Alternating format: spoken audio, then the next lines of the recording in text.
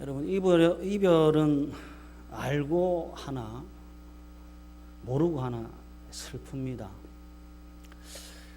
이별이라고 하는 것을 준비를 하나 준비를 하지 않으나 헤어지는 것은 모두에게 아픔을 주지요. 하나님의 아들 예수님께서 짧게는 1년 전부터 예고했던 이별을, 길게는 700년 전 이사야와 선지자를 통해 예고했던 이별을, 더 길게는 창세기 3장 15절의 성취를 위해 십자가에 오르고 있습니다. 그랬더니 온 땅에 어둠이 가득하네요.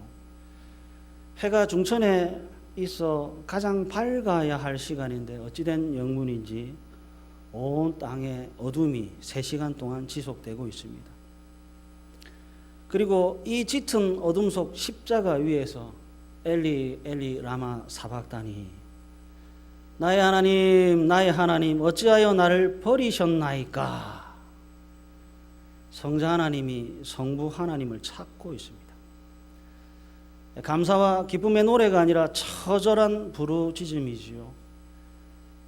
33년의 생애, 그리고 3년의 공생의 마지막인 십자가에서 이 땅에 자신을 보낸 아버지를 향해 나의 하나님 어찌하여 나를 버리셨나이까. 아버지, 무엇을 하고 계십니까? 제가 당하는 고난이 보이지 않습니까? 아버지, 제가 당하는 모욕이 들리지 않느냐고 하늘 아버지께 묻고 있습니다. 우리는 지금 본문을 통해 죄 없는 자가 정죄를 당하고 있는 것을 보고 있어요. 허물 없는 자가 박해를 받고 있어요. 은혜를 베풀던 분이 잔인하게 죽어가며 아버지를 찾고 있습니다.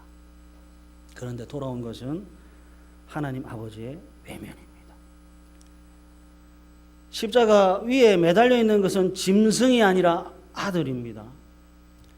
죄인이 아니라 아들이고 강도가 아니라 하나님의 독생자입니다. 독생자 아들이 모든 인간의 죄를 홀로 지고 저주의 십자가 위에 외롭게 홀로 못 박혀서 조롱받고 모욕받고 그리고 마지막 절규하고 있습니다. 그런데 하늘 아버지께서는 독생자 그 아들에게 그 어떤 위로도 그 어떤 따뜻함도 전하지 않고 있습니다. 차갑고 또 찹습니다. 왜 하나님 아버지께서는 이렇게 아들을 냉대하셔야 했는지 아시는지요? 온 땅에 어둠이 캄캄합니다. 독생자 하나님의 아들 예수님이 웃고 계신 것이 아니라 캄캄한 마음으로 온 몸과 마음에 피를 흘리며 절규하고 있습니다. 그런데도 불구하고 아버지는 외면하고 있습니다. 온 땅이 캄캄하고 예수님의 마음도 캄캄합니다. 어둠 속에서 아버지는 여전히 침묵하고 있습니다. 왜 이래야 하는지요? 독생자 아들의 죽음이 보이지 않으시고 독생자 아들의 외침이 들리지 않으시는 건가요? 독생자 아들의 죽음을 외면해야 할 정도로 귀하고 소중하고 가치 있는 것이 있기는 한 건가요? 여러분, 잠시 고민을 한번 해보십시오. 왜 하나님은 침묵하시는가? 사진을 보여주실래요? 브라이도리온이라고 하는 광장에 예수님이 계시고 로마 군병들이 있습니다. 가만히 보시면 예수님도 지쳐 보이고 로마 군인들도 지쳐 보입니다. 예수님은 매질의 고통으로 지쳐 쓰러져 계시고 매질을 하던 군인들은 체력이 다해 지쳐 있습니다.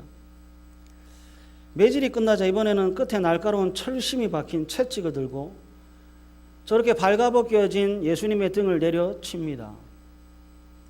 채찍으로 예수님을 가격하자 채찍 끝에 달려있는 철심이 예수님 몸에 깊숙이 박혔고 박혀있는 철심을 로마 군인이 잡아당기자 살점과 함께 피가 사방으로 튀기를 반복합니다.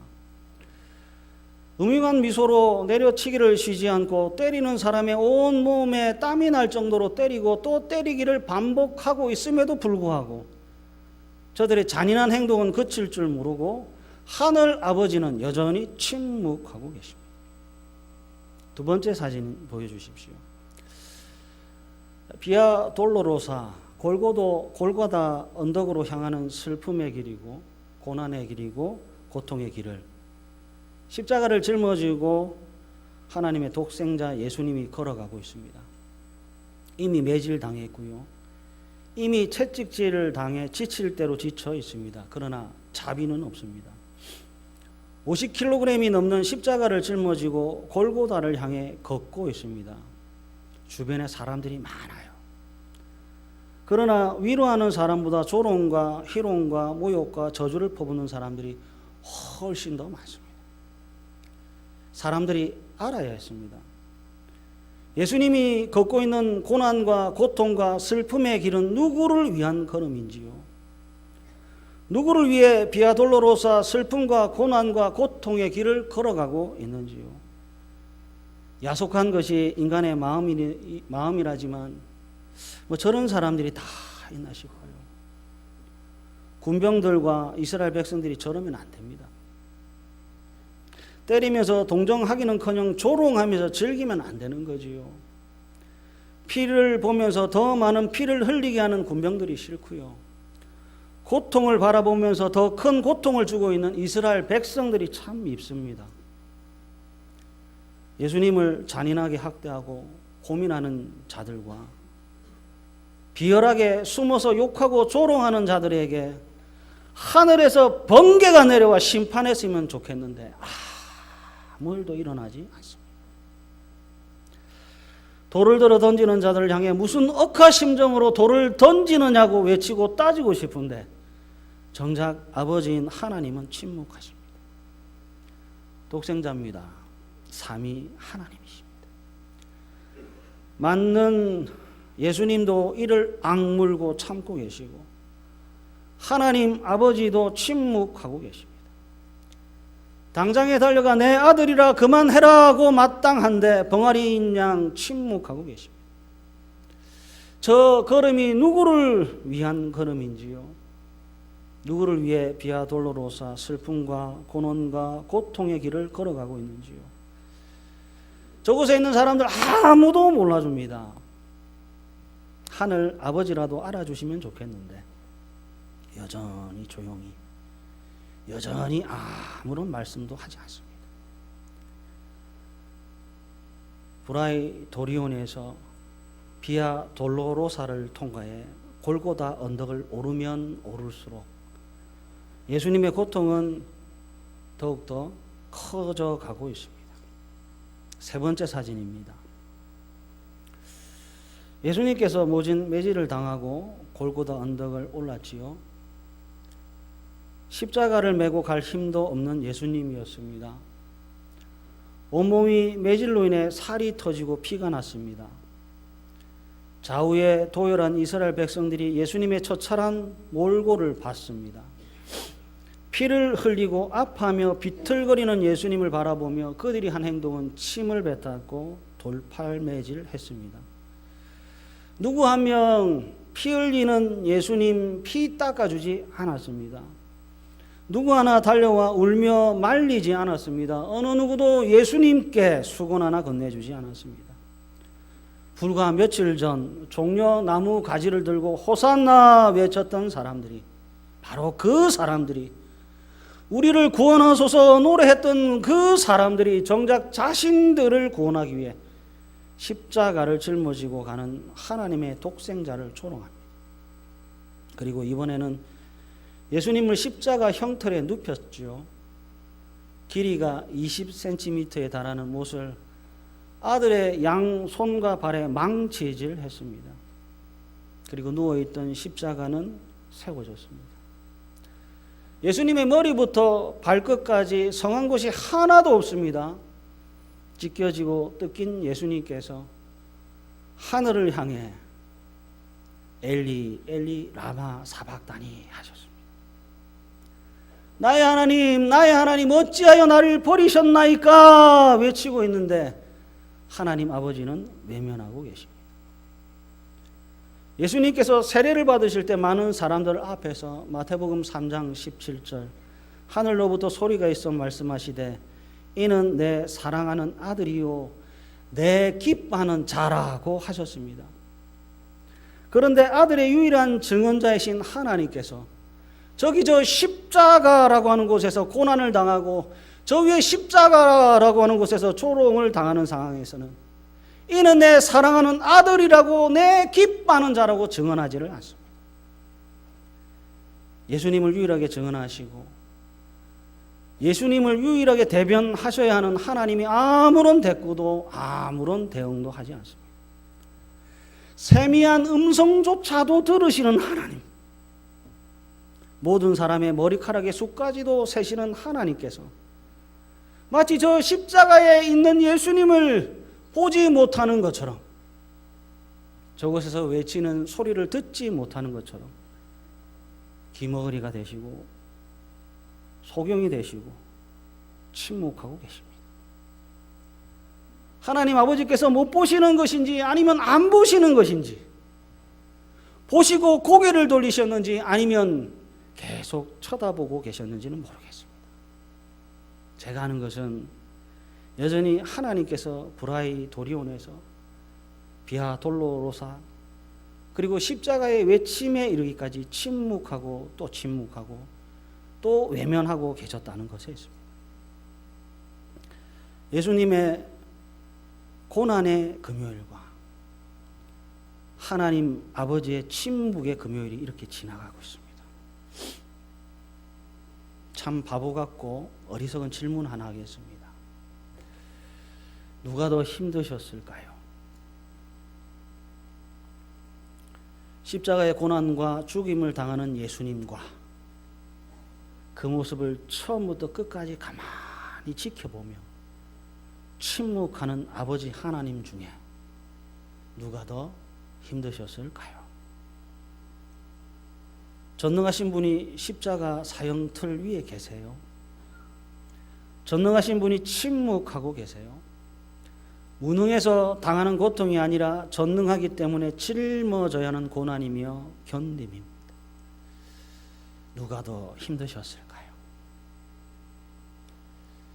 계속해서 질문합니다. 예수님의 걸음은 누구를 위한 비아 돌로로사였는지요? 예수님은 왜 십자가를 짊어지셔야 했고 하나님 아버지는 왜 침묵으로 견디셔야 했는지요? 예수님이니까 하나님이니까 당연한 겁니까? 악한 자라도 자녀에게 좋은 것을 줄 안다고 합니다. 그럼 하늘 아버지는 왜 참는 것이 당연하지요? 왜 하늘 아버지는 인내하는 것이, 침묵하는 것이, 십자가를 짊어지는 것이 당연한가요? 예수님은 왜 십자가를 짊어지셔야 했고 하나님 아버지는 왜 침묵으로 견디셔야 했는지요? 성경은 이렇게 말씀합니다. 보라, 세상 죄를 짊어지고 가는 하나님의 어린 양이로다. 계속해서 성경은 율법을 따라 거의 모든 물건이 피로써 정결하게 되나니 피 흘림이 없은즉 사함이 없느니라고 합니다. 그리고 성경은 우리가 아직 죄인 되었을 때 그리스도께서 우리를 위하여 죽으심으로 하나님께서 우리에 대한 자기의 사랑을 확증하셨느니라고 말씀합니다.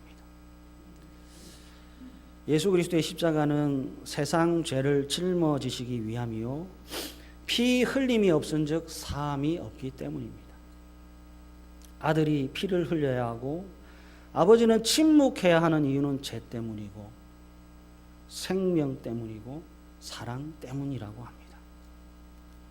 독생자 아들을 죽여야 더 많은 양자를 얻게 되기에 죄송하지만 이것이 하나님 편에서 무슨 어떤 유익이 있는지는 모르겠지만 창조주의 목숨을 피조물의 생명값으로 지불하고 계시고 하늘 아버지는 침묵하심으로 우리에 대한 자기의 사랑을 확증하고 계십니다. 하나님이 세상을 이처럼 사랑하사에서의 사랑은 말의 사랑이 아니라 독생자를 죽이는 사랑입니다. 하나님이 세상을 사랑하신다고 할 때 사랑은 말이 아니라 십자가입니다. 십자가로 자기의 사랑을 확정하고 있는 하나님 아버지의 이 사랑의 높이와 깊이와 넓이를 보십시오.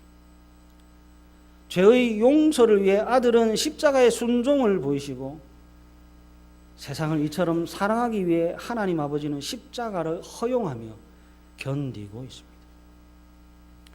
사랑하기 위해 아버지는 견디시고 죄를 용서하기 위해 아들은 십자가로 순종하고 있습니다. 그런데 무지한 죄인들은 하나님이 없다고 합니다. 그리고 여전히 자기 소견에 옳은 대로 살아갑니다. 이제 마지막 사진을 보여주십시오. 망치와 정과 십자가입니다.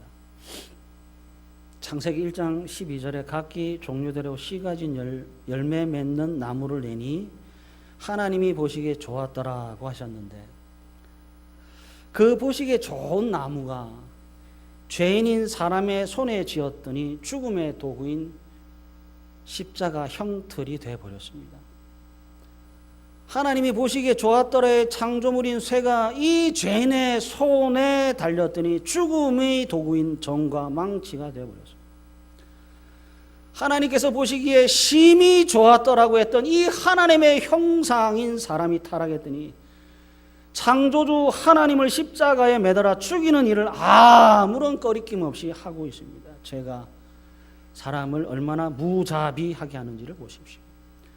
죄가 무섭고 죄인이 참 무섭습니다.